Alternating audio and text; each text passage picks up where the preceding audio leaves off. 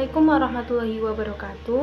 Perkenalkan, nama saya Dia Irmawati dari Prodi Kebidanan Fakultas Kesehatan Universitas Muhammadiyah Gresik.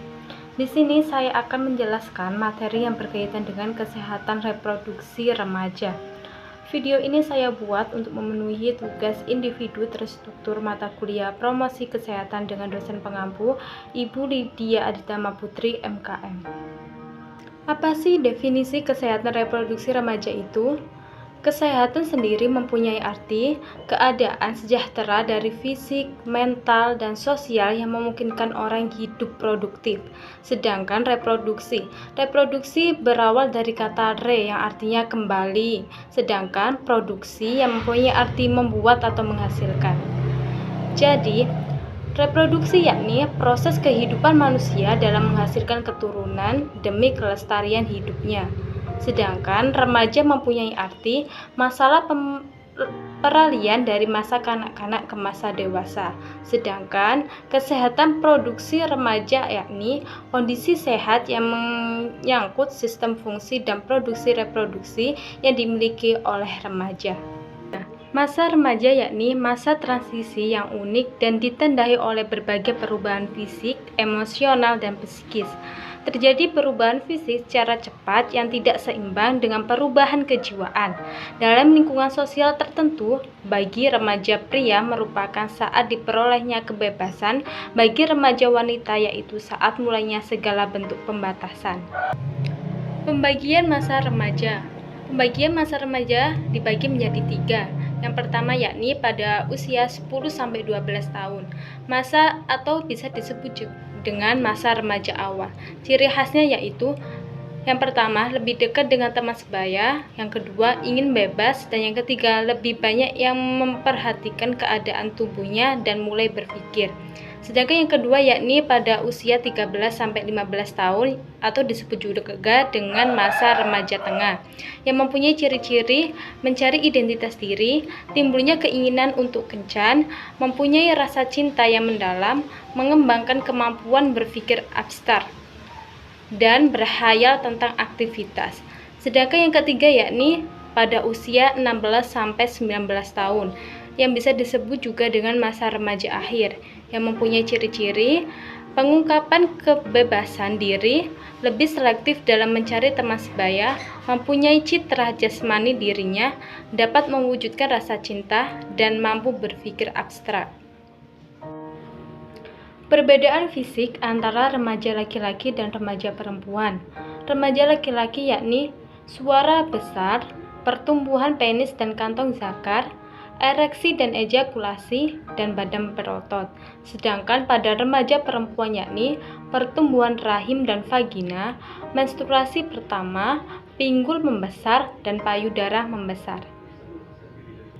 Perbedaan tanda awal kematangan seksual antara remaja laki-laki dan remaja perempuan.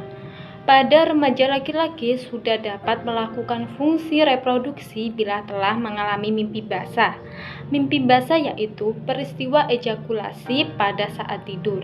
Sedangkan pada remaja perempuan sudah dapat melakukan fungsi reproduksi bila telah mengalami menstruasi atau haid.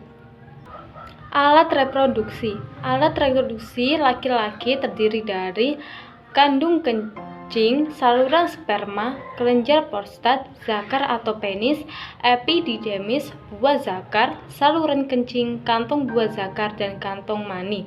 Sedangkan alat reproduksi pada wanita yakni saluran kencing, kelentit, bibir besar dan bibir kecil, dan vagina. Kehamilan dan persalinan. Kehamilan adalah proses yang terjadi setelah pertemuan antara sel telur perempuan dengan sperma laki-laki. Sedangkan persalinan adalah proses pengeluaran hasil konsepsi atau yang bisa kita sebut dengan janin. Kehamilan cukup bulan yaitu pada 37-42 minggu. Proses terjadinya kehamilan. Proses kehamilan adalah terjadi fertilisasi antara sel sperma dan sel ovum di tuba falopi, membentuk zigot. Selanjutnya, zigot akan tertanam di dalam endometrium dan kemudian berkembang menjadi morula, blastula, gastrula, diferensiasi, dan organogenesis membentuk janin. Janin akan dilengkapi dengan korion, amnion, yolk sac, dan allantois. Janin akan berada di rahim selama kurang lebih 40 minggu sampai siap untuk dilahirkan. Ciri-ciri kehamilan. Yang pertama yaitu haid berhenti, rasa mual dan muntah, payudara membesar, rahim membesar sehingga menimbulkan rasa sering ingin BAK atau buang air kecil, warna kulit sekitar puting susu bertambah gelap dan muncul garis gelap dari arah pusar ke kemaluan. Keguguran atau aborsi spontan. Keguguran adalah keluarnya janin sebelum waktunya, biasanya pada kehamilan 1-3 bulan. Penyebab terjadinya keguguran yakni yang pertama, sebagian kasus tidak diketahui penyebabnya. Yang kedua, kelainan janin. Yang ketiga, akibat gagalnya leher rahim menahan janin tetap di dalam rahim. Apa sih gejalanya? Gejalanya yaitu perdarahan hebat, kejang di perut bagian bawah, dan nyeri punggung. Akibat pengguguran kandungan, yang pertama terjadi perdarahan, luka pada leher rahim dan rahim, komplikasi saluran kencing dan ginjal, sebagian ari-ari dapat tertinggal di dalam rahim, dan kemandulan akibatnya karena infeksi dan kematian si ibu. Pengguguran kandungan dengan sengaja.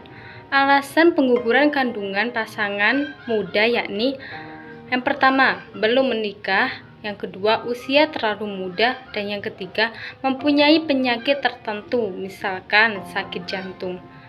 Tujuan pengguguran kandungan atas indikasi medis. Yang pertama yaitu menyelamatkan jiwa ibu yang terancam jika kehamilan dipertahankan. Dan yang kedua, untuk mengakhiri kehamilan yang tidak dikehendaki. Infeksi saluran reproduksi. Yang pertama yaitu ISR atau infeksi saluran reproduksi tanpa melalui hubungan seksual dan ISR melalui hubungan seksual. Yang pertama yaitu sifilis, kutil kelamin, HIV atau AIDS. Perilaku seksual yang mempermudah penularan. Yang pertama yaitu anal seks dan berganti-ganti pasangan seks. Akibat jangka panjang dari ISR atau infeksi saluran reproduksi. Yang pertama yaitu kemandulan, yang kedua komplikasi kehamilan, yang ketiga hamil di luar kandungan, yang keempat cacat janin, yang kelima kanker mulut rahim dan leher rahim, yang keenam keguguran spontan, dan yang ketujuh yakni HIV atau AIDS. HIV atau AIDS. HIV atau bisa disebut juga dengan Human Immunodeficiency Virus, yakni virus yang menyerang sistem kekebalan tubuh manusia dan menimbulkan AIDS. Sedangkan HIV tergolong kelompok retrovirus yang memiliki kemampuan untuk mengcopy paste. Sedangkan AIDS yakni mempunyai arti A, yakni acquired atau didapat, bukan penyakit keturunan. Sedangkan I atau immune adalah sistem kekebalan tubuh. Sedangkan D atau defisiensi yakni kekurangan, dan S yakni sindrom yang artinya kumpulan gejala-gejala penyakit. AIDS adalah kumpulan gejala penyakit akibat turunnya sistem kekebalan tubuh oleh virus yang disebut HIV. Kerusakan progresif pada sistem kekebalan tubuh menyebabkan pengidap HIV amat rentan dan mudah terjangkit penyakit lainnya. HIV atau AIDS bisa menular melalui darah, cairan sperma, vagina atau cairan vagina, dan air susu ibu. Sedangkan HIV tidak menular melalui bersalaman dan bersentuhan, berciuman, keringat, makan dan minum bersama, memakai kamar mandi yang sama, berenang bersama, batuk atau bersin, dan gigitan nyamuk. Apa sih sifat pecandu narkoba itu?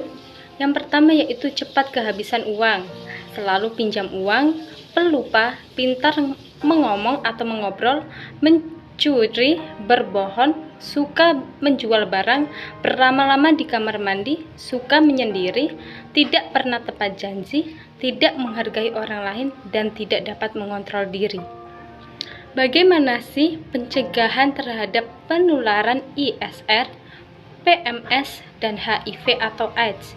Yang pertama yakni hindarkan hubungan seksual sebelum menikah, bersikap saling setia dengan pasangan, dan say no to drugs atau katakan tidak pada narkoba. Bagaimana sih pergaulan antara remaja laki-laki dan remaja perempuan? Yang pertama yakni pacaran.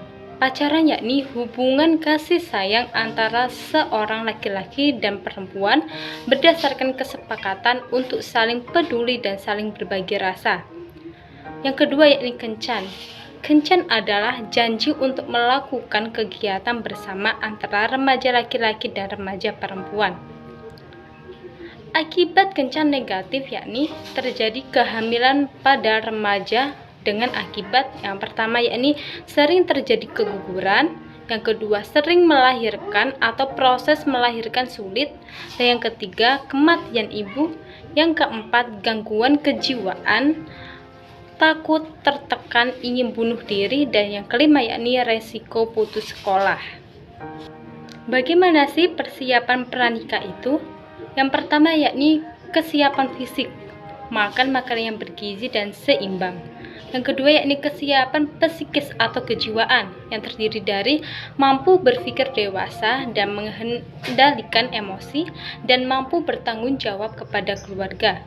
Dan yang ketiga yakni kecukupan sosial ekonomi, cukup umur, pendidikan memadai, mempunyai pekerjaan tetap, dan kesiapan spiritual. Bagaimana sih cara menjaga kesehatan reproduksi remaja? Yang pertama yakni waspadai berbagai penyakit seksual menular. Dan yang kedua, gunakan alat kontrasepsi. Dan yang ketiga, produktif dengan kondisi kesehatan sendiri. Misalkan melakukan screening kanker serviks. Yang keempat, cari pasangan yang menghargai kita. Dan yang kelima, menjaga kebersihan alat reproduksi. Yang keenam, jauhi pergaulan bebas. Terima kasih. Itulah penjelasan dari saya. Jika ada kekurangan, baik dalam segi materi maupun pengucapan saya mohon maaf sebesar-besarnya. Terima kasih. Wassalamualaikum warahmatullahi wabarakatuh.